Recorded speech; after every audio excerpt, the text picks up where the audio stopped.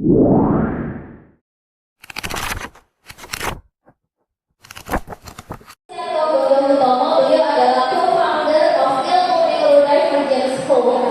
basisnya ada di Surabaya. Beliau di sini juga memiliki sebuah instansi begitu ya, lembaga yang menjadi tempat pembelajaran bagi individu berkebutuhan khusus. Selanjutnya ada Ibu Mika Rahma SH Arema gitu ya. Ibu Mika di sini adalah owner dari Burger Buto. Dan beliau merupakan IBK Supervised User di mana di Burger Buto sendiri mempekerjakan individu berkebutuhan khusus. Dan tadi juga luar biasa sudah banyak yang meliput ya Bu ya atas kerja keras dan keterlibatan beliau untuk mempekerjakan individu berkebutuhan khusus. Oke.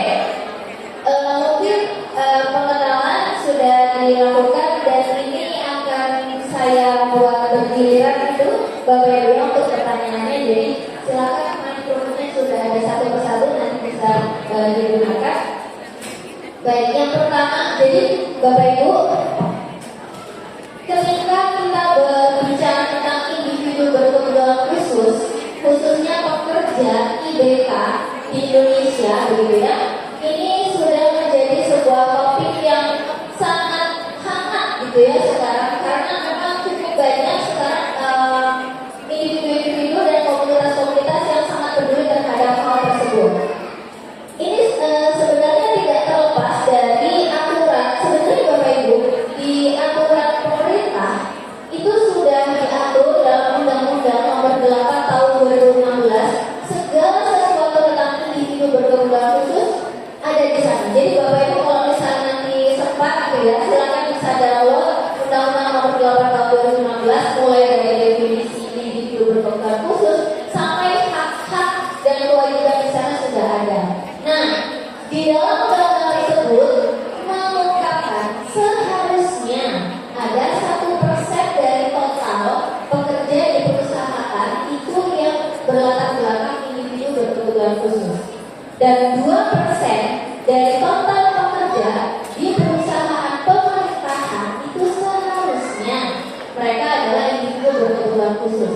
Namun hal ini tidak semudah yang dibayangkan begitu ya Bapak Ibu ya. Jadi memang harus ada berbagai komponen untuk mendukung implementasi dari undang-undang tersebut. Dan Bapak Ibu perlu diketahui bahwa menurut survei saat ini 20% dari individu berkebutuhan khusus di Indonesia itu sekarang bekerja di sektor formal, sedangkan 80% lainnya itu masih informal. Jadi harapannya nanti akan lebih banyak diserap di sektor formal gitu ya, terutama contohnya seperti Bu Mika yang memberikan kesempatan pada individu berkebutuhan khusus untuk bekerja gitu. Nah, tapi Bapak Ibu yang perlu kita banggakan juga ya sebenarnya sudah sangat banyak perusahaan, baik itu mungkin masih kecil, menengah ataupun sudah perusahaan besar gitu ya, yang mereka juga sudah memberikan kesempatan pada individu berkebutuhan khusus untuk bekerja di mereka. Ya, tahun 2024 awal ini Ibu Gubernur Jawa Timur itu memberikan 15 penghargaan kepada perusahaan yang sudah mempekerjakan IBK seperti itu. Jadi alangkah baiknya kita semua, saya yakin Bapak Ibu di sini adalah orang-orang yang terpilih untuk peduli, ya, meningkatkan kesadaran pengetahuan terkait dengan individu berkebutuhan khusus yang nantinya juga menjadi cikal bakal untuk menularkan kesadaran itu ke lingkungan sekitar. Nah, Bapak Ibu, sebelum ke sana kalau saya lihat dari background beliau begitu ya, saya di sini ingin memetakan bahwa Bu Binti ini ekspertisnya mulai dari pendidikan dasar, gitu ya, pendidikan dasar IBK yang nanti diberikan pengetahuan apa, ilmu apa, keterampilan apa di sekolah, begitu ya. Kemudian saya akan berlanjut ke Pak Kris karena beliau adalah, kalau saya paham itu menjembatani antara pendidikan dengan dunia kerja. Jadi beliau nanti akan membicarakan tentang hal tersebut. Selanjutnya Bu Mika di sini adalah praktisi atau owner atau bisnis woman yang menyediakan lapangan pekerjaan UBK. Baik, langsung saja kita mulai untuk talk show-nya. Pertama, saya ingin bertanya ke Bu Bibi. Ya, Bu Bibi sebagai praktisi psikolog yang sudah 24 tahun ya, sudah 24 tahun menjadi psikolog. Pertanyaan saya adalah sebenarnya apa sih Bu tantangan utama yang sering dihadapi oleh siswa dengan autism ya, khususnya dalam lingkungan pendidikan yang berkaitan dengan persiapan kerja atau kehidupan mereka nanti. Jadi tantangan utamanya apa sih Bu? Cek, ya terima kasih. Sebelumnya saya sapa dulu untuk para audiens. Bismillahirrahmanirrahim. Assalamualaikum warahmatullahi wabarakatuh. Apa kabar hari ini? Masya Allah. Sampai jumpa aja ya. Siap Ibu. Iya. Iya, Mbak Mika. Kok Mbak Mika ya? Seru banget kita sama. Iya. Kalau kita ngomongin anak-anak IBK ini ya, apalagi ketika mereka memerlukan ruang di pendidikan akademis, tentunya yang perlu dipersiapkan dan yang paling utama adalah di kesiapan belajarnya, sama dengan anak-anak yang lain sebenarnya. Ya, jadi ASD ini kan macam-macam. Terus kemudian dasar utama sebelum kesiapan belajar itu adalah tuntas dalam treatment behavior, ya, maupun kondisi kemandirian yang terkait dengan pengembangan motorik. Nah, terkadang kendala yang dijalani itu adalah orang tua nggak sabar ingin cepat anaknya sekolah, nggak sabar ingin anaknya itu sama dengan anak-anak yang lain bisa baca, tulis dan hitung, ya, nggak sabar bahwa kondisi anak belum siap untuk belajar. Ini adalah tantangan dan perlu ketegasan khususnya dari lembaga pendidikan, gitu ya. Tadi sudah disampaikan memang dalam undang-undang sudah diatur semuanya. Bahkan sebenarnya di tahun 2000 itu sendiri sebelum booming ya kondisi anak-anak disabilitas khususnya autis, kalau dulu kan dari tunanetra sampai tunalaras itu sebenarnya sudah diberikan wadah gitu ya. Tapi yang autis ini masih belum gitu. Nah itulah yang kesadaran dari orang tua itu yang ingin cepat. Kalau saya harus menyekolahkan anak saya ke SLB, saya mau, gitu ya. Kalau misalnya di sekolah umum ketika itu sekolah umum juga nggak tahu bagaimana cara menanganinya. Nah ini adalah kendala yang terjadi khususnya kepala sekolah, pendidik itu yang akhirnya jadi semalakama tidak diterima. Ya kok kasihan anaknya, kalau diterima kok orang tuanya belum semua bisa menerima dan mau diajak bekerja sama. Ada sih orang tua yang ketika diedukasi akhirnya oh iya seminar atau menariknya mau, tetapi itu 0,1% dari mereka ya Mas ya. Jadi seperti kita tanya di situ memang di lapangan begitu. Jadi setelah tahapan-tahapan itu maka akan mudah memberikan ruang bagi mereka, karena dalam satu kelas itu kalau misalnya lebih dari 3 itu sudah dulu kelambatan ya. Nah kalau yang sudah siap belajar 2-3 nggak apa-apa, tapi kalau belum muter aja ngapain semuanya itu kasihan anak-anak yang lain. Jadi seperti itu. Nah itulah suka dukanya. Dan di jenjang-jenjang berikutnya, maka kalau kita ngomongin teori perkembangan gitu ya, ketika tahapan perkembangan ini mampu dilalui, maka dia akan mudah melalui tahapan perkembangan berikutnya. Betul. Namun ketika gagal, bukan tidak bisa, tapi malah tidak memberikan perkembangan yang maksimal, yang harusnya anak ini bisa berkembang secara maksimal, pada potensinya luar biasa. Nah itu yang jarang sekali dipahami. Begitu. Jadi itu ya, diharapkan bersabar, ekspektasinya tidak boleh disamakan dengan anak-anak pada umumnya, begitu ya. Lebih tepatnya orang tua wajib memahami tahapan perkembangan anak. Gitu. Jadi kalau anak-anak yang disabilitas itu memang tahapan perkembangannya kan pasti akan lambat. Nah karena lambat ini berarti harus ada yang dituntaskan dulu gitu ya. Masuknya nanti dari strength, kekuatan-kekuatannya aja. Gitu. Baik, nah menarik sekali ya. Jadi memang tantangannya ternyata bukan hanya effort untuk mencetak atau mengendalikan, membentuk, memberi pengajaran pada IBK-nya, tapi juga kepada orang tuanya tadi, begitu. Nah, tadi Bu Binti juga sempat mengungkapkan terkait dengan yang pertama, paling tidak harusnya keterampilan sehari-hari itu juga perlu diajarkan, ya wajib dimiliki dan diajarkan kepada IBK. Nah, di sini juga saya lompat ke Pak Kris. Jadi kalau di ilmu itu ada sebuah kelas yang memang mempersiapkan IBK menuju menjadi profesional. Maksudnya nantinya menjadi produktivitas yang akan bisa mereka lakukan seperti itu ya. Nah, sebenarnya saya kepo nih Pak. Sebenarnya tujuan utamanya apa sih Pak dari kelas-kelas yang ada di ilmu itu?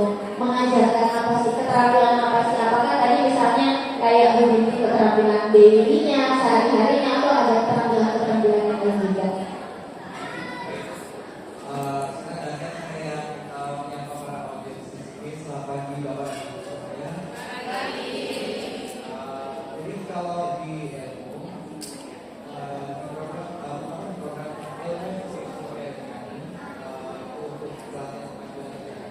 Ilmu vocational academy, ilmu vocational academy.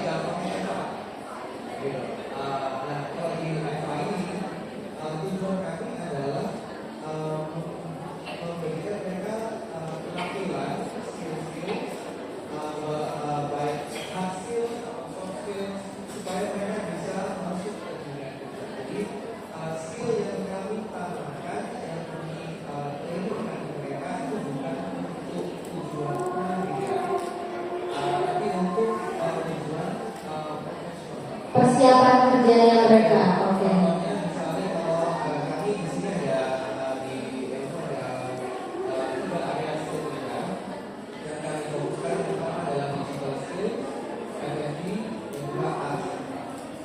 Digital Skill Academy and Arts and Craft. Oh, Academy, oke. Kalau untuk mungkin sebagai satu contoh juga, jadi untuk banking dan bookingnya itu misalnya, jadi untuk F&B-nya. Jadi tujuannya kelas F&B itu bukan untuk bisa memasak sendiri, tapi tujuannya F&B adalah supaya bisa mereka nanti kemudian bisa kalau mereka masuk ke sebuah hotel, kalau mereka masuk ke sebuah restoran, atau mereka membuka sebuah kafe atau restoran sendiri. Jadi mereka kami ajarkan juga health and safety untuk food. Penanganan makanan dengan higienis, karena itu harus juga diketahui oleh. Baik, berarti keterampilannya itu lebih ke keterampilan kesiapan bekerja langsung, karena memang kalau kita bicara tentang IBK, mereka tuh bukan tidak penting ya, tapi harus praktisnya tuh lebih dimatangkan, begitu ya Bapak Ibu ya. Jadi bukan belajar di kelas terus ada teori apa begitu ya, tapi memang langsung saja dilatih praktisnya mereka di mana, sehingga nanti bisa mengetahui produktivitasnya nanti akan dibawa kemana, begitu. Nah, sama kalau tadi persiapan kerja di instansinya Pak Kris sudah dijelaskan. Nah, saya lanjut ke Bu Mika. Tapi saya belum langsung ke teknis ya Bu ya. Saya sebenarnya pengen tahu, kepo juga itu Bu. Sebenarnya apa sih Bu yang mendorong Bu Mika gitu ya untuk mulai mempekerjakan IBK, karena ini sebuah gebrakan gitu ya. Kadang tuh ya sama seperti break the stigma ya. Kemarin juga sempat dibahas di talk show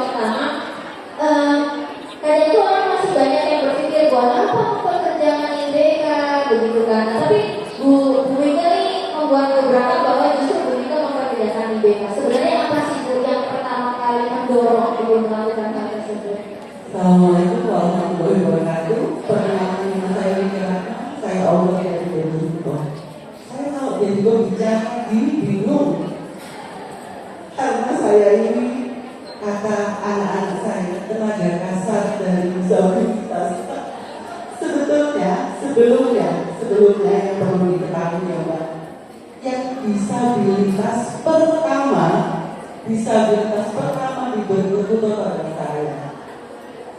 Jadi saya tidak terlahir disabilitas. Proses membangun bisnis menjadikan saya disabilitas. Begitu. Jadi maaf, tangan kiri saya ini cacat. Yang ini. Jadi saya itu awal mulanya bertanya hanya Allah. Setelah 13 tahun terpotong,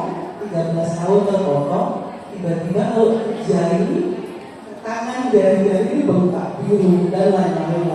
Bukan teriris ya, terpotong jadi jari secara bergiliran ya. Yang 2024 jempol bolak-balik. Jadi saya ini bertanya awal mulanya, Allah, kalau lahir disabilitas cacat yang dari lahir, kalau besar gimana ya jadi? Itu pertanyaan saya. Ternyata nggak main-main ya kalau ngobrol sama Allah itu. Besok paginya dan lama 2 orang saya langsung ngamuk sama diri saya. Loh, Allah, aku minta Dikirimkan ya Bu ya. pikirnya Tuhan ini cobaan sendiri gitu. Jadi bayangin, saya sendiri nggak ngerti cara kerja pakai tangan kiri saya nggak ngerti. Tiba-tiba Allah kirim 2 orang. Loh, sumpah ya, akhirnya saya kabur. Saya kabur. Saya diam. Aduh, ya apa sih? Saya kan cuma tanya. Terus setelah 13 tahun ya, terpotong dulu. Saya kan cuma tanya Allah, saya berdebat. Waktu itu di jalan Ijen, saya berdebat sama Allah. Burger Buton sudah pernah sepi. Kok saya dikasih gini? Aku cuma tanya. Bisa nggak sih? Ternyata saya bisa dan saya ketagihan. Dan 2016 awal saya membuka training, bukan lapangan pekerjaan ya, membuka training untuk anak-anak yang kurang beruntung mau training di tempat saya. Ternyata ngajak training kerja itu ya susah. Jadi saya hanya mampu bayar uang transport. Jadi hanya di Burger Buton training dibayar gitu. Jadi awal mulanya simpel dari saya. Akhirnya saya kayak orang ketagihan, kayak kepingin tahu gitu loh. Dan sekarang cerita-cerita dari anak-anak disabilitas itu bahwa pemilik Burger Buton bukan Bunda Mbak Yuni asisten saya, karena saya yang kerja. Jadi kebalik. Tadi saya waktu ini saya pegang handphone, anak saya, karyawan saya tadi nangis. Saya tinggal nangis setir. Saya bingung ini sampai pegang HP terus. Karena kalau nangis nggak bisa berhenti kalau nggak ketemu saya. Tadi mau berangkat, bingung saya ini. Jadi makanya kalau cari bunyi ke di Burger Buton nggak ada. Kalau nyari Bu Buto ada, itu saya. Ada di dapur disabilitas. Jadi saya kerja anak-anak kayak Rio di belakang gitu, pokoknya sesuatu yang kecil akan berarti kalau dijadikan satu, ya nggak sih? Ya nggak, kalau kita kerja sendiri hasilnya akan seperti itu. Tapi kalau hasil tumbuhan kecil dijadikan satu akan jadi sesuatu hal itu sih. Jadi nggak ada apa yang keluar dari diri saya sendiri. Tiba-tiba dikasih surprise ya Bu ya. Dikasih surprise sama Allah, disuruh nyoba, terus akhirnya ketagihan di situ ya sampai sekarang. Gitu dan Ya. alhamdulillah lagi saya adalah penyintas kanker. Jadi ujian saya luar biasa bertubi-tubi. Tapi saya yakin hadiah Allah itu luar biasa. Jadi saya percaya hari ini, saya sakit, saya bekerja, saya ini, dan alhamdulillah dinyatakan sehat sama dokter. Saya berjuang terus, tapi kayak gitu, saya suka jarang menjadi pembicara karena karyawan saya itu kayak kemarin kita belajar. Saya selalu mau untuk kamera kecil-kecil, mau untuk mereka belajar. Tiba-tiba nggak ketemu saya, ada rewel muter bulan. Iya, iya, iya. Berarti harus stay ya, harus ada ya di situ seringnya. Ya karena passwordnya kan bundanya ya. Ya, passwordnya Bunda ya, berarti kalau ya. Dua orang kan, bundanya anak disabilitas itu Shedo sama bunda kandung. Saya dianggap Shedo, saya bukan Shedo lagi, jadi ibu angkat. Iya, iya, betul. Siapa tadi? Bunda Buto. Ya, Bubu toh. Bu Buto, Bu Buto. Berarti kalau misalnya ke Burger Butonya, Bu Buto ada ya? Kalau burger Bubu toh pasti ada. Tapi nanti akan saya tarik ke dapur saya. Karena sehari-hari saya di dapur itu. Iya, iya. Jadi kalau kayak gini pasti bakal mengakibatkan bencana kan. Saya harus dandan rapi, bakal nangis semuanya. Kita kalau mau ditinggal gitu ya. Iya. Oke, baik, terima kasih Bu Mika. Jadi ternyata memang sebenarnya berawalnya dia dikasih surprise tadi itu ya, yang pada akhirnya sampai sekarang komit untuk mempekerjakan IBK. Oke, kalau tadi berbicara terkait dengan awal mula gitu ya, Bu Mika mempekerjakan IBK, nah, melanjutkan tadi yang dikeluhkan sama Bu Binti terkait dengan orang tua yang ataupun lingkungan gitu mungkin tuh ya. Kalau misalnya orang tuanya, iya aku sudah sabar, tapi kadang tuh orang sekitar yang kok nggak ini sih, kok nggak maju-maju ke sini sih, kok nggak bisa ini sih, nggak bisa itu gitu ya. Nah, sekarang saya ada pertanyaan untuk Bu Beauty, terus bagaimana sih tuh caranya Bu Beauty berkolaborasi? Artinya kan itu kan berarti harus melakukan kolaborasi dengan orang tua, dengan lingkungan sekitar, atau mungkin bahkan profesional lain untuk mempersiapkan anak-anak ABK ini melanjut ke fase hidup selanjutnya. Iya, terima kasih. Jadi memang dalam penanganan tumbuh kembang mereka ya, mempersiapkan mereka bahkan mendampingi mereka atau menghantarkan ya. Saya lebih suka menghantarkan daripada mendampingi. Salah satunya adalah memang kolaborasi. Tanpa kolaborasi bisanya lama, gitu. Bisanya lama gitu ya. Jadi effortnya 1000 kali lebih luar biasa. Nah, apa yang disampaikan Mbak Mika tadi, ya itu juga saya alami ketika dari awal demikian, sehingga akhirnya pertama kali yang harus dilakukan adalah asesmen. Asesmen itu dasar. Terus kemudian saya buat surat pernyataan untuk komitmen. Jadi saya terkenal cukup galak dan tegas menerima atau tidak gitu ya. Karena dari saya dulu menggratiskan hingga akhirnya bayar berapa, hingga akhirnya bayar dan sebagainya. Kemudian mengkoreksikan bahwa karakter orang Indonesia itu tipikalnya adalah dikasih enak, gak gelem, berjuang.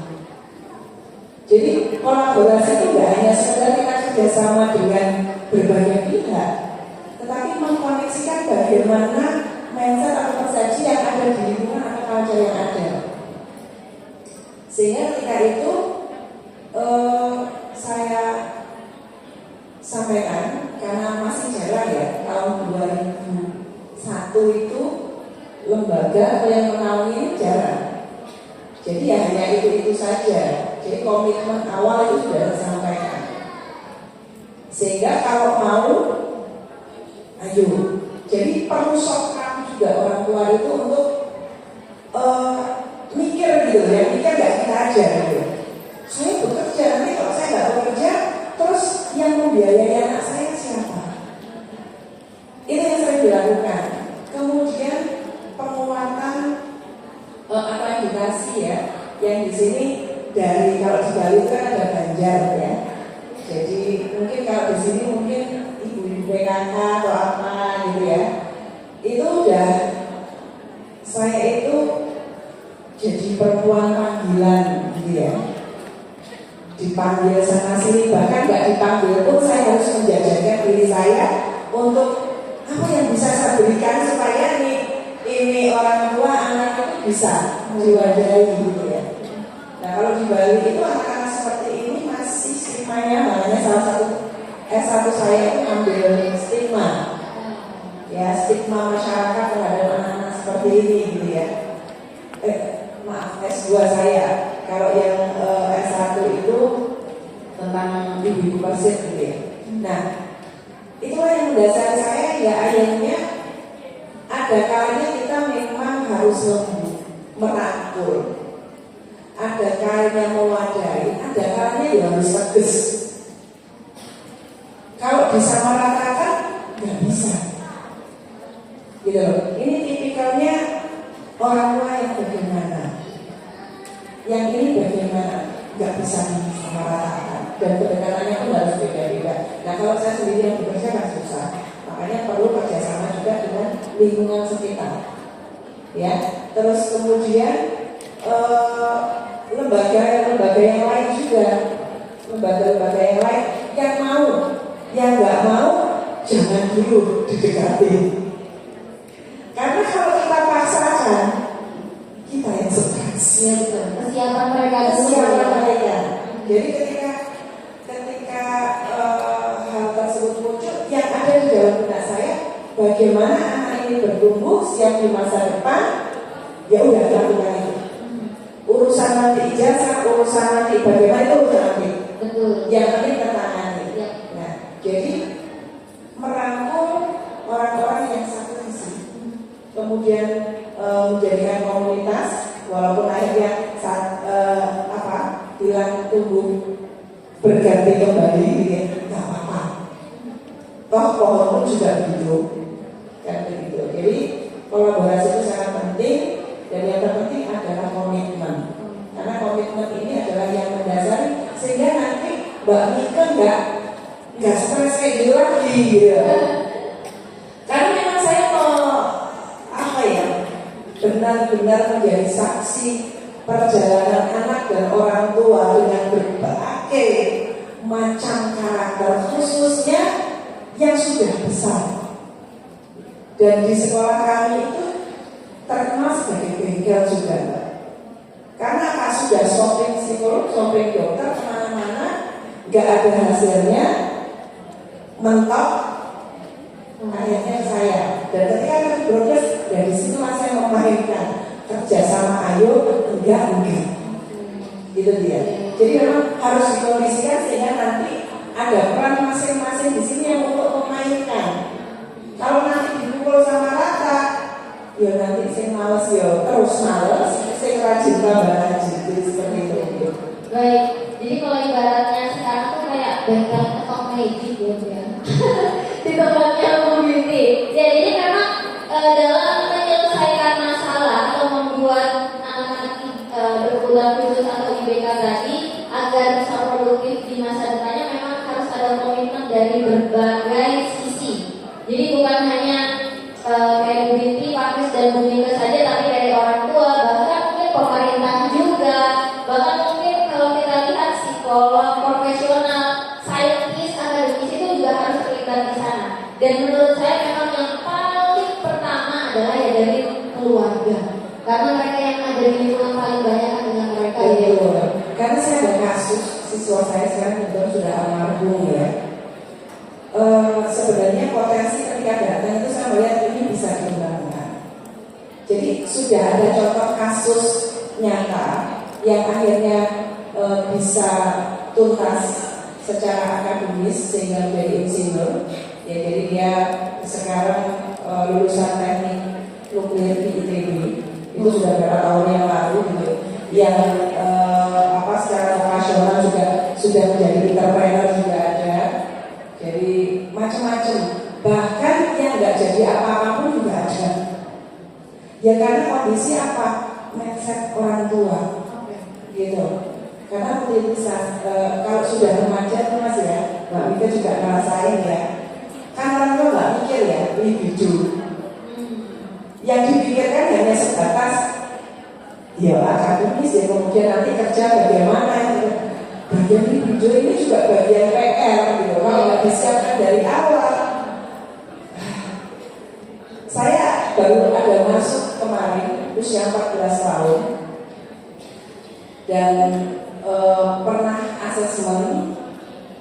Saya sampaikan kalau tidak disegerakan next 5-10 tahun ini nanti jenengan yang akan repot karena masih bisa dipegang 2 orang,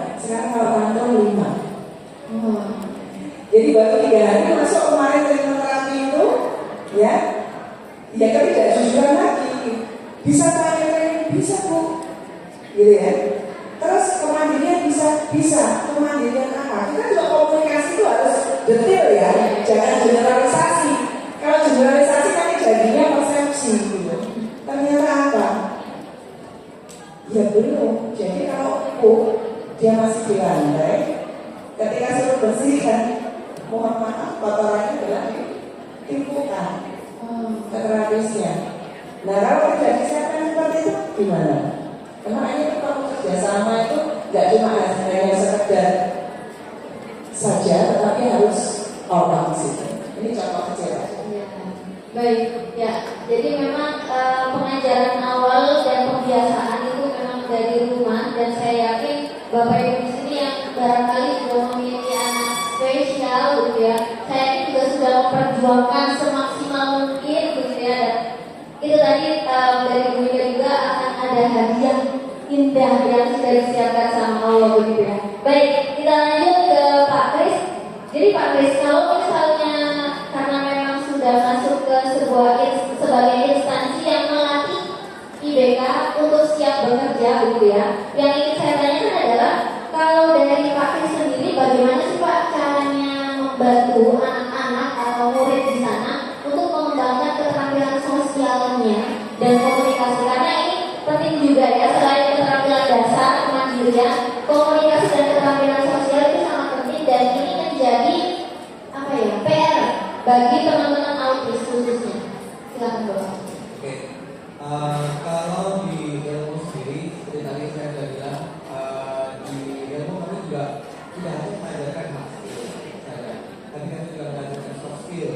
Nah, soft skillnya itu tentu seperti mungkin seperti social thinking. Jadi kalau ada di lingkungan yang dimana mereka share space dengan orang-orang lain, bagaimana mereka harus bagaimana mereka harus berkomunikasi seperti itu. Nah itu satu. Kemudian juga ada di cara regulasi emosi mereka itu, karena semakin mereka kalau kebanyakan dari mereka hanya lingkungan mereka itu seperti bubble gitu. Jadi kalau mereka selalu ada di bubble itu, exposure emosi mereka, situasi yang mereka hadapi itu akan hanya ada itu aja. Tapi kalau misalnya mereka kita mempersiapkan masuk untuk ke masyarakat, ada banyak sekali macam-macam variasi situasinya yang mungkin kita hari ini tidak bisa kepikiran. Apa yang bisa kita lakukan hari ini adalah bagaimana mengajarkan mereka supaya mereka bisa meregulasi emosi mereka dengan baik.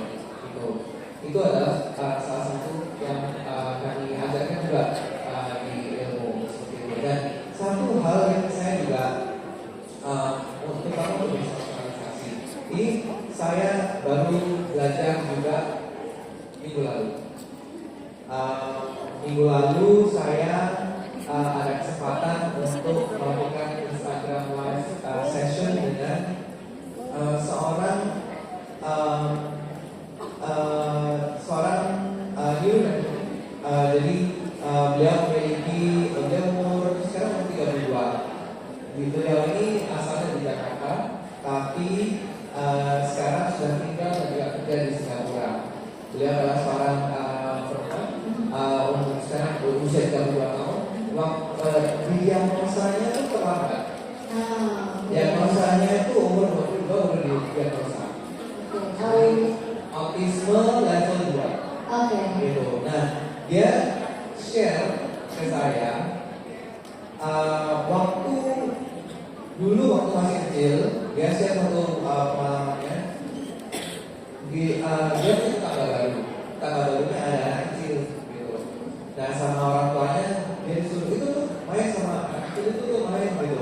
Dan dia tanya gimana cara mainnya. Nah, gitu. Jadi dia benar-benar nggak ngerti gimana, gitu. Nah, sama orang tuanya kurang paham dengan kondisi anak seperti itu, caranya mungkin kemarin. Jadi penanganannya kurang pas seperti itu. Nah, saat setelah didiagnosa, dia baru lama-lama mulai mengerti. Oh, aku seperti ini loh. Jadi kalau dulu aku punya nggak bisa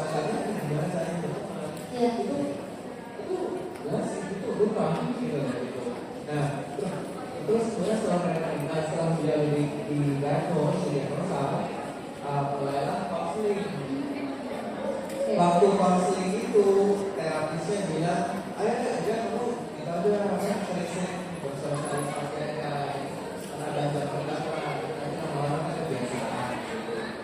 Terus namanya Anissa, Anissa mikir sebenarnya ini ide yang salah gitu. Kalau hanya menambah jadi tapi lama-lama dia mikir, oke, kenapa sih saya ini gak nyaman untuk bersosialisasi? Dia sadar, saya gak happy loh. Jadi kalau saya lagi mau berusaha untuk bersosialisasi, saya punya anxiety. Dia pikir anxiety saya ini yang harus diperbaiki dulu. Pikirannya cemas Atau apa pikir iya mereka mungkin jadi overthinking. Betul. Gimana nanti orang yang pikir kayak gimana itu jadi overthinking banget gitu. Nah jadi dia pikir fix my anxiety dulu, nanti saya akan bisa bersosialisasi. Saya tidak hanya akan bisa bersosialisasi, saya akan bisa melakukan hal-hal lain. Kalau saya bisa dikurangi, ya, selesaikan dan dikurangi. Nah itu jadi karena minggu lalu saya belajar tentang hal ini dan awal minggu ini salah satu murid kami itu juga punya almost on a daily basis, hampir setiap harinya ada kartunya. Iya. Itu juga bisa 32 rupiah. Jadi kadang-kadang pelajaran itu juga apa gitu. Kami jadi ada dengan pembelajaran dari minggu lalu, aku praktekkan. Oke, kita nggak usah untuk memperbaiki gimana. Kita coba berusaha memahami anxiety apa sih kira-kira. Jadi kami monitor, kami berdasarkan feedback dari para coaches kami, para guru kami. Kemudian akhirnya kami tahu, oh mungkin triggernya ini masih mungkin ya. Jadi kami masih coba, oh mungkin triggernya ini. Jadi kami paling nggak ada yang kita. Kami paling nggak ada untuk address anxiety, mengurangi anxiety. betul. Jadi sebenarnya selain melatih, guru coach itu juga bekerja untuk mencari tahu sumbernya ini dari mana gitu ya. Saya rasa begitu Pak Kes dan Bu Miko pun juga kadang sering melakukan itu ini, jadi mikir kemana-mana ya sumber atau triggernya yang bisa membuat IBK atau ABK itu tantrum dan melakukan hal-hal yang lain seperti itu. Ya, jadi tadi sudah dijelaskan oleh Pak Kris, keterampilannya itu keterampilan secara praktis dan regulasi emosi. Waktu itu saya mau nonton loh Pak Ibu, cuman notifikasinya telat, terus saya lihat ternyata belum selesai gitu. Jadi saya nggak bisa lihat awal-awalnya gitu ya. Sama Mbak Anissa ya berarti ya. Nanti kami akan tayangkan di IG kami juga beberapa cuplikan poin-poin. Oke, siap menyimak. Baik, oke, kita lanjut ke Bu Mika. Saya juga ya sebagai psikolog yang saya sendiri sebenarnya klinis gitu. Cuman saya mengarahkan diri ke agak-agak industri organisasi begitu ya. Sehingga saya mencari jalan tengah untuk membahas tentang pekerja disabilitas. Nah, termasuk juga yang membuat saya sangat penasaran karena kemarin waktu di acara ilmu juga dihadirkan dari Apindo gitu ya, yang sebenarnya mereka juga sedang merancang standar operasional prosedur untuk melakukan rekrutmen. Nah ini juga mungkin Bapak Ibu di sini juga penasaran ya, kalau misalnya rekrutmen IBK itu gimana ya caranya? Nah ini pertanyaan ke Bu Mika. Kalau Bu Mika sendiri merekrut mereka tuh gimana Bu? Wah, kalau saya nggak selesai nanti kalau cerita. Ya, soalnya gini ya, saya itu ibaratnya gini, saya mencari, saya ada, kalau dia jatuh cinta dengan saya cinta dengan dia akan bekerja dengan saya. Itu nurunnya dulu, ya nggak sih? Anak-anak ABK itu kan harus nurunnya dulu, chemistry-nya ada dulu. Saya tidak pernah berekspektasi macam-macam.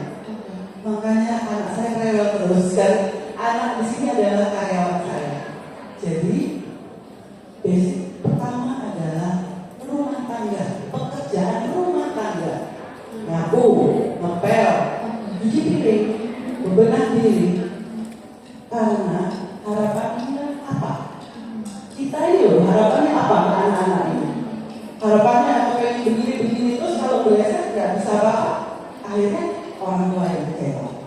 Jadi saya selalu kalau mau buka training disabilitas harus bisa pekerjaan rumah tangga, paling tidak untuk dirinya sendiri, karena orang tua tidak tahu umur, tiba-tiba kita ditinggal, mereka ditinggal dan lain sebagainya. Jadi kenapa Bu Mika kok harus basic rumah tangga? Kalau kita mau menuju selesai jadi waiter, kita harus bersih-bersih, ya kan? Kalau kita habis makan, kita harus cuci-cuci. Nah, biasanya orang tua itu karena patchwork, kasihan anak saya berkekurangan, tapi dunia ini sangat kejam. Sangat sulit, sangat sulit. Itu yang saya rasakan karena saya terjun langsung bersama anak-anak beserta orang tuanya. Jadi semuanya harus dari basicnya. Kalau di Burger Buto dan di Buto itu dipetakan berdasarkan alhamdulillah ya, itu tunagrahita berat sampai ringan. Jadi kalau marah itu yang sudah potong tangan berdarah itu tiba-tiba kepingin jalan kemana. Ternyata setelah sekian tahun saya bersama anak-anak ini mulai 2015 sampai sekarang hanya cinta. Karena cinta itu bisa mereka nurut, mereka berhenti, mereka. Jadi passwordnya itu adalah nanti bunda marah loh, padahal aku yang ngomong, nanti bunda marah loh. Jadi kalau bapak ibu punya anak dan itu harus ditegaskan. Kalau marah ya marah beserta alasannya. Kalau memuji, mencintai beserta alasannya. Karena anak-anak ini tidak ngerti kenapa kita marah, kenapa salah, kok aku salah terus. Bayangin loh, saya itu marahnya kayak blender, speed 1, speed 2, speed 3. Jadi karena di tempat saya itu bapak ibu campur, karena Allah alhamdulillah suka godain saya, Allah suka iseng gitu. Kok yang terlockdown setelah COVID, dulu kan harapan saya kepinginnya waktu itu kafe sunyi, keren ya, kayaknya sunyi, kuli semua, itu pengen saya. Sebelum ada sahabat dan lain-lain, saya sudah buka tempatnya. Ternyata pun sunyi beneran COVID. Jadi sunyi beneran COVID. Dan yang lockdown itu yang ada di bagian itu, lah kok yang granita dan tidak mau terpisahkan oleh saya. Jadi bapak ibunya bingung, saya bingung, betul-betul harus tutup, hanya bawa pulang. Akhirnya makanya muncul dapur disabilitas ini. Karena bayangin rumah saya nggak gede-gede amat, jadi satu semuanya, dari yang tuli, dari yang Down syndrome, dari yang granita berat, jadi satu. Akhirnya saya petakan setelah begitu bangkit, saya petakan mana yang tuli, mana yang berat sama saya sendiri. Karena kadang tidak masuk di akal gitu. Iya, jadi saya akhirnya membuka mata dan hati dari ucapan Ibu Mika. Kita tuh kadang nggak perlu muluk-muluk dalam merencanakan sesuatu, terutama bagi IBK ya. Jadi di pengusaha itu memang harus connect dulu ya Bu ya. Pengusaha itu connect dulu dengan IBK-nya sehingga nanti kedepannya itu akan lebih mudah gitu ya. Saya pada saat ditanya apa harapan buat pengusaha, saya tidak akan memaksakan karena itu dari hati. Daripada bapak dulu karyawan saya pernah, ini ada cerita sedikit lucu. Pada saat saya diundang ke Jakarta, saya itu sudah wanti-wanti, jangan ngomong menjelaskan saya, kamu kan sudah kerja di cucian mobil, bla bla bla bla. Jangan diceritakan ya ini, jangan diceritakan. Kamu saya bunda. Setelah jadi komputer tanya lah, kok cerita semua live lagi. Saya tuh pengen nangis. Jangan cerita saya, jangan cerita karena saya sebagai pengusaha tidak pernah memaksakan pengusaha lain untuk menghayat anak-anak. Kalau salah kasihan anaknya dan beban hati buat usahanya. Betul. Coba kalau kayak saya ini kan mau dikasih apa, gede kan badannya, jadi kan asik-asik asik aja gitu. Padahal saya tuh stres kalau menghadapi mau ke sini itu harus kata dulu, nyiapin uang jajan dulu untuk anak-anak. Pokoknya kerja ya, tiba-tiba telepon kan, Bunda, aku hari ini rewel. Aduh, saya sudah bingung. Jadi saya nggak akan memaksakan karena sulit sekali. Sedangkan saya sendiri sekarang tidak buka training. Jadi kalau dulu mau buka peluang training sebesar-besarnya, karena anak-anak saya yang terlockdown tadi itu beranjak dewasa, ternyata pola asuhnya beda lagi. Iya. Saya pikir sama, belajarlah saya ini sekarang. Jadi saya ini lagi setelah sembuh dari sakit, ada PR lagi belajar untuk anak-anak mulai semuanya itu untuk mereka bertanggung jawab untuk dirinya. Ya. Karena mereka siap untuk menikah seperti itu. Betul. Jadi saya ini bingung ya, pengusaha apa gitu. Kadang kalau tanya-tanya, mungkin owner, ya ini masa sih, ya semuanya ya. Soalnya anak-anak hebat saya, pola asuhnya berbeda. Dari yang kemarin 2015 sama 2024, jadi saya menutup diri dulu sekali. Oke, baik.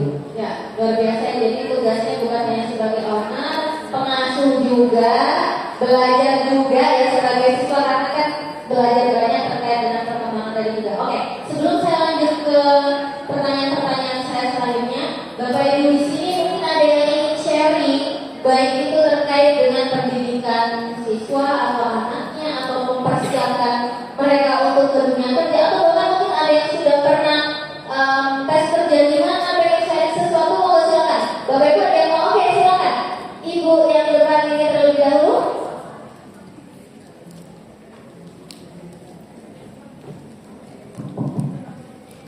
Silakan Ibu, diperkenalkan dirinya terlebih dahulu dan dari mana asalnya.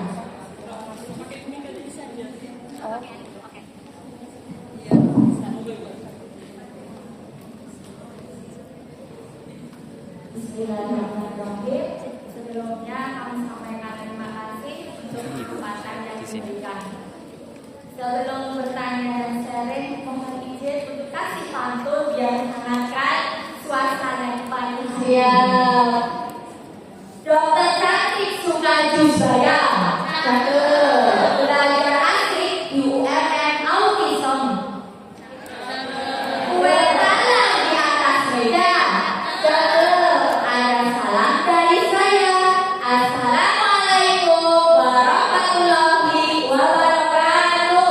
Waalaikumsalam warahmatullahi wabarakatuh. Tepuk tangan semua. Perkenalkan, nama saya Alvita. Hari ini saya membawa 10 rekan saya. Oh, luar biasa. Oke, belajar bersama nih. Kami berasal dari SD Islam Aliza Purwokerto, Banyumas, Jawa Tengah. Wah, dari Jawa Tengah semua. Oke, yang belum pernah ke Purwokerto, kenalkan Inyo Rika Wong Banyumas. Siap menikmati tempe mendoan dan batu raden. Baik, teman-teman semua dan khususnya narasumber hebat yang berada di depan, kami sebelas orang ini concern di pendidikan inklusif. Alhamdulillah sekolah kami memang sekolah berwawasan inklusif dari berdiri di tahun 2010. Nah, alhamdulillah kami di sekolah kami, nanti mohon masukannya kepada Bapak Ibu yang berada di depan. Di sekolah kami ini menerapkan beberapa metode untuk berusaha memberikan layanan terbaik buat ABK di sekolah kami. Saat ini ada 21 yang terjadi yang jelas-jelas dan berkebutuhan khusus. Di kami ada anak Down syndrome, ada anak speech delay, ada anak ADD, ada anak ADHD, ada anak autism, ada anak delay development dan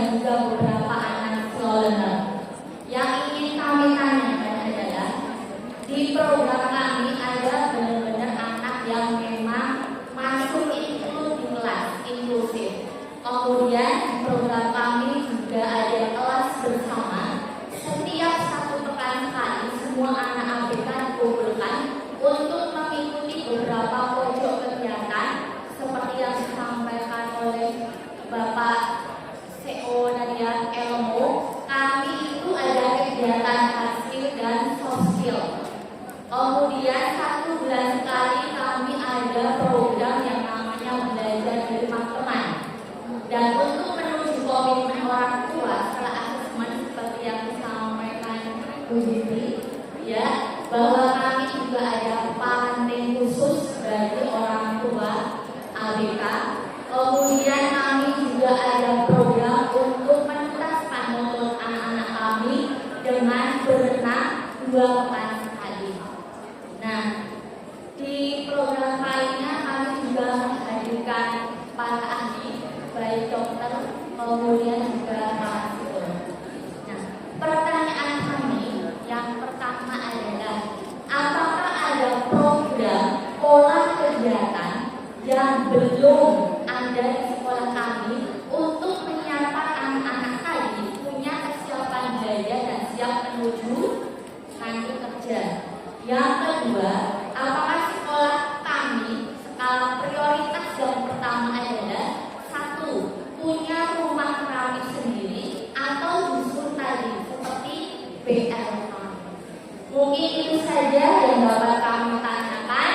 Manganku Pak lalu baki jaga menawi lepas, please forgive me. Wassalamualaikum warahmatullahi wabarakatuh. Terima kasih atas pantun dan pertanyaannya Ibu ya, benar-benar dari Purwokerto Jawa Tengah untuk belajar 3 hari di UMM. Baik, langsung saja mungkin biar dijawab, tapi saya rasa di Bu Binti terlebih dahulu ya dalam menjawabnya. Tadi ada 2 pertanyaan Ibu. Setelah dijelaskan tadi program studi banyaknya, kira-kira program apa yang perlu untuk ditambahkan atau belum ada di sana begitu. Dan tadi ada pertanyaan yang kedua yaitu tentang lebih baik menggunakan apa tadi, rumah ya betul Mas. Ya betul. Oke, baik Om Ibu. Oke, terima kasih. Sekali lagi tepuk tangan dong buat yang dari Purwokerto dan kita semuanya. Iya, semakin waktunya maju ini bertambah ya, semakin panas gitu. Pertanyaan-pertanyaannya. Iya, luar biasa sekali ya, dari SD Islam Purwokerto sudah melakukan apa itu kegiatan yang cukup kompleks yang bisa saya sampaikan. Nah, kalau untuk penambahan kembali lagi pada yayasan, kalian kan swasta ya? Iya. Kalau yayasan support, dua-duanya buka dulu. Iya, dua-duanya bagus. Ya, kalau ada center tapi di sekolah tersebut, artinya sinergi nanti akan lebih mudah. Apalagi setelah terapi sudah ada sekolah seperti di tempat kami ya, akhirnya dipersiapkan untuk bekerja. Kemudian membangun jaringan kerjasama. Jadi kita sudah menyiapkan dari dasar awal, menengah hingga intermediate. Bagusnya kalau demikian. Dan itu yang memang sudah kami lakukan. Tapi itu pun bukan hal yang mudah juga. Karena butuh komitmen kembali lagi. Ya, butuh komitmen. Jadi yang sudah Ibu lakukan sudah bagus. Kalau yayasan oke, saya sangat mendukung sekali. Gitu ya. Keren lakukan. Ya, oke. Baik, sudah maksimal Ibu, sama seperti pantunnya tadi sudah maksimal juga menghibur kita. Jadi seperti yang diungkapkan oleh Bu Binti, ketika yayasan mengizinkan dua-duanya jalankan, begitu ya Ibu ya. Baik, karena kita ternyata banyak sekali dopresnya Bapak Ibu, jadi saya langsung saja karena waktunya juga sudah mepet. Saya lihat tadi banyak yang mau bertanya, boleh dikumpulkan dulu ya pertanyaannya, 3 pertanyaan dulu, silakan. 1 Ibu ya, yang pakai jilbab kuning, boleh Ibu bisa langsung ke depan. Saya sambil mau memberikan hadiah untuk Bu siapa Bu?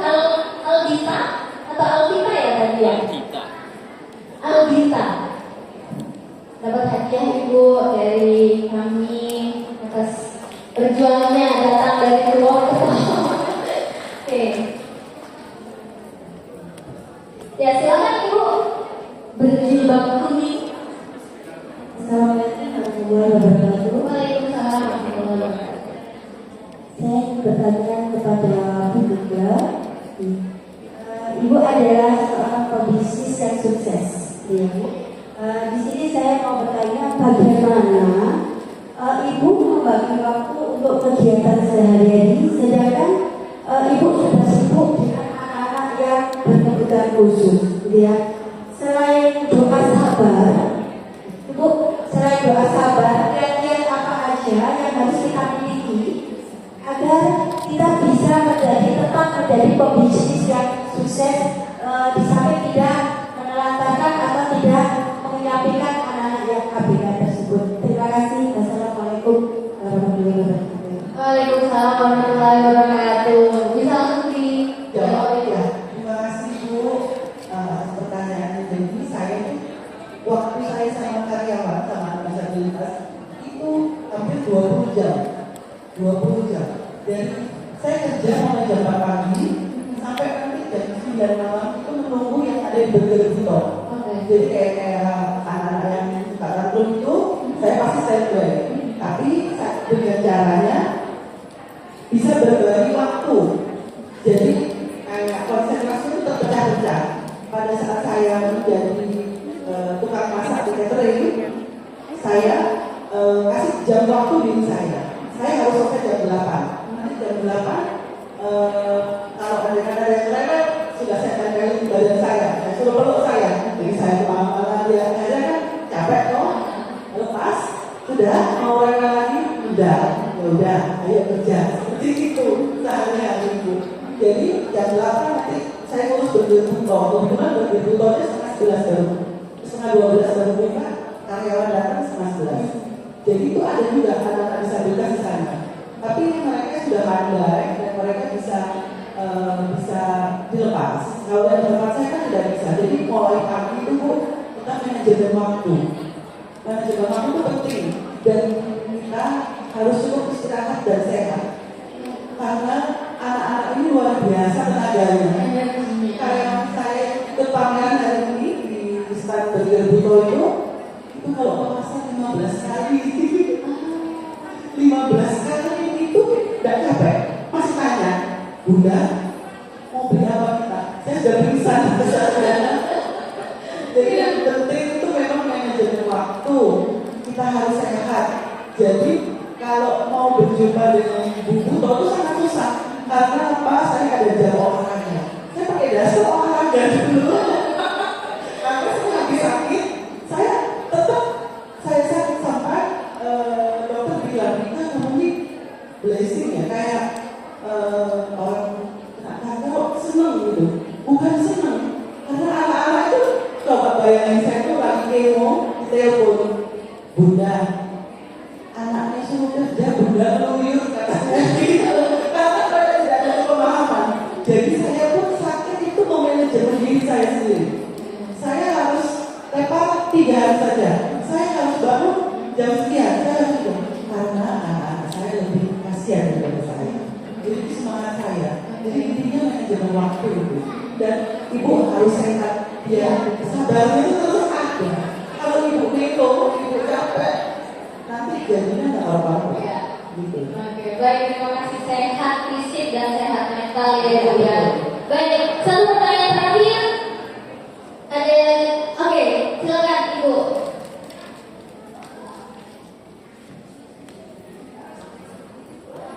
Terima kasih. Assalamualaikum warahmatullahi wabarakatuh. Waalaikumsalam warahmatullahi wabarakatuh.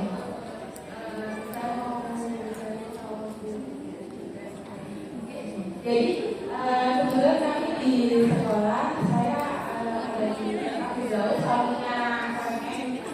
Tadi kita Ibu sudah sampaikan bahwa yang terpenting kita membangun komitmen Ibu. Saya mohon dibantu untuk membangun komitmen bersama orang tua karena orang tua ini yang kadang kurang bisa menerima bahwa anak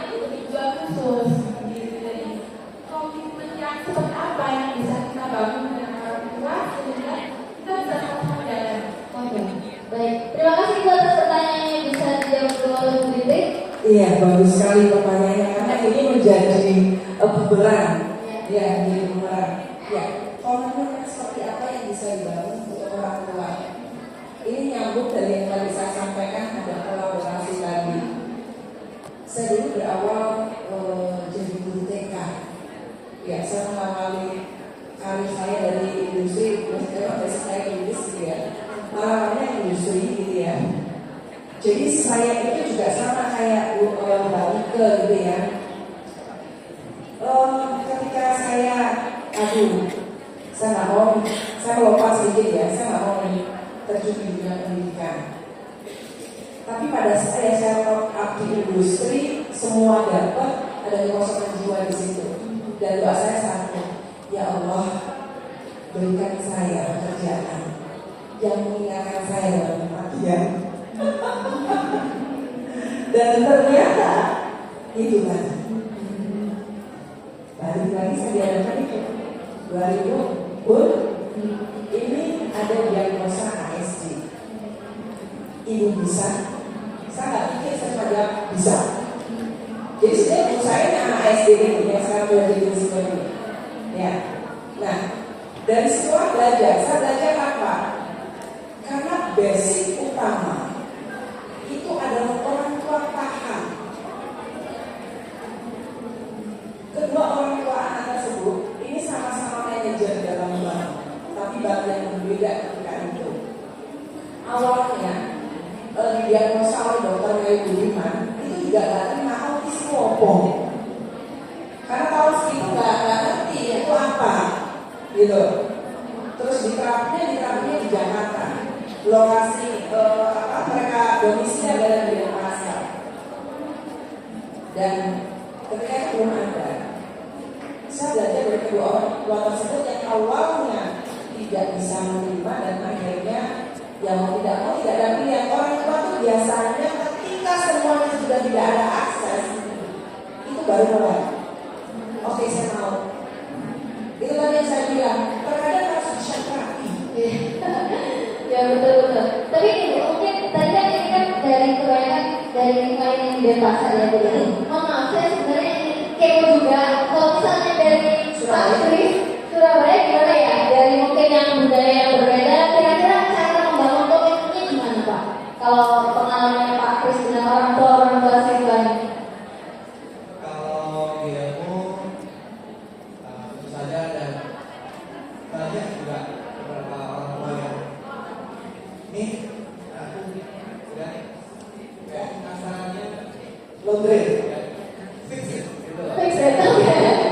Tolong dituntaskan gitu ya. Terus kita juga ketemu orang tua yang kalau saya bilang tuh jadi si anak masih belum bisa dari segi apapun dari mana-mana belum bisa kurang, tapi namanya kalau Pak Sultan bilang nanti anak saya mau saya masukkan ke jurusan S1 arsitektur. Namanya juga manusia tidak usah 15 tahun. Jadi oke, terus mau bagaimana saya mau mereka ini nah kami terus terang tadi mungkin saya menganalisinya kami putuskan memberikan approach yang secara ilmu adalah seperti Oke. Oh, disepahamkan dulu berarti ya.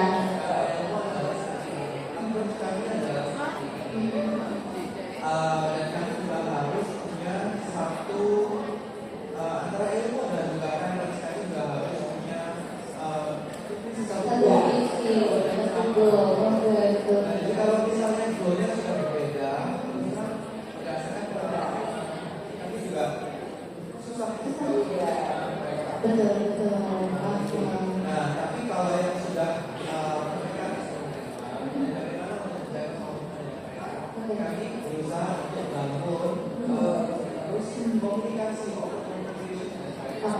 Jadi misalnya saya dicontoh salah satu teman kami itu dulu goalnya sebenarnya kecil, sebuah goal yang kecil mungkin supaya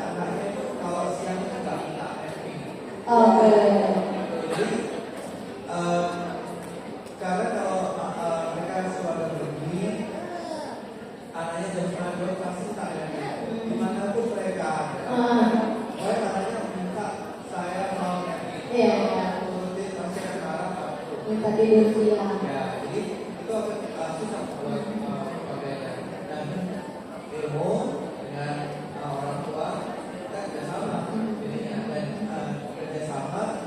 Jadi kami bikin strategi ini. Oh ini kalau misalnya good adalah supaya nggak happy. Oke. Jadi kita coba kerjasama dengan orang tua.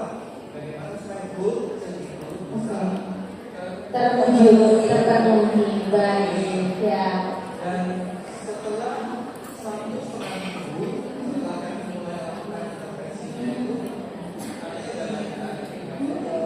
Kalau kita ikut harus kita Oke. terus kalau misalnya ada capek pun balik lagi cuma di meja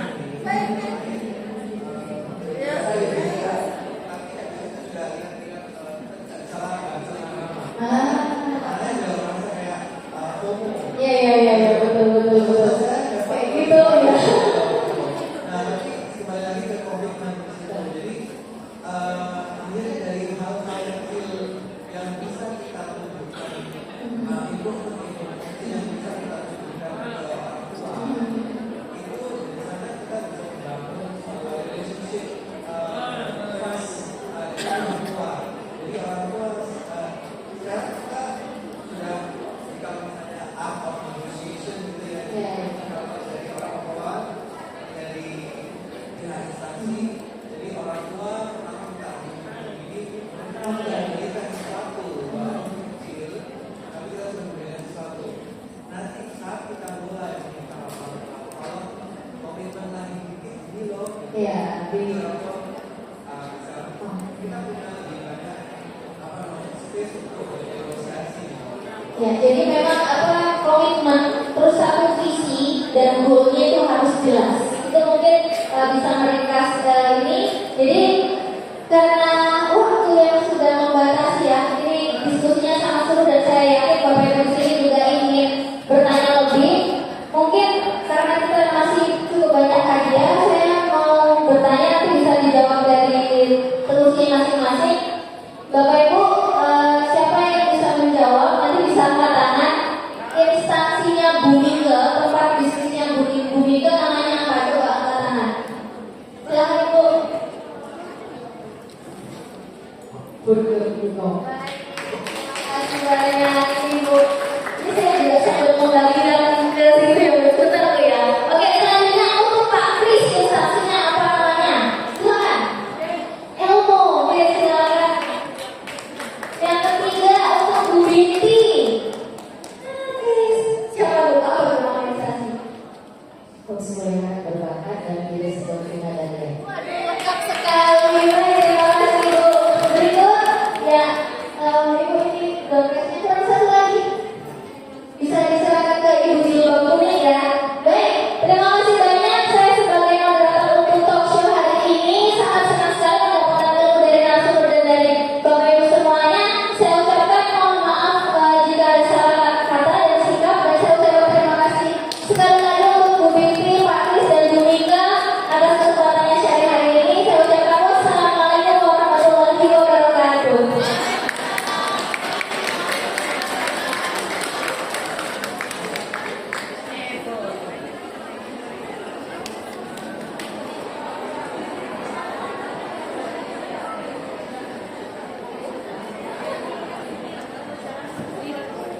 Terima kasih yang disampaikan kepada narasumber. Setelah ini akan ada pembagian cendera dari Panitia UMM Audit Summit 2024. Pembagian cendera ini akan diberikan langsung oleh Ketua Festival UMM Audit Summit 2024, yaitu Ibu Sajila Mewah.